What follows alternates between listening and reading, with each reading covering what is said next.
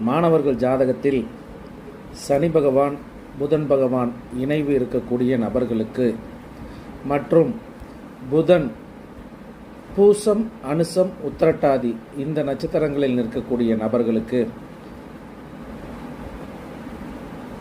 தொழிற்கல்வியில் அவர்களை சேர்த்துவிட்டால் நன்றாக படிக்கக்கூடிய அமைப்பு என்பது கிடைக்கும்.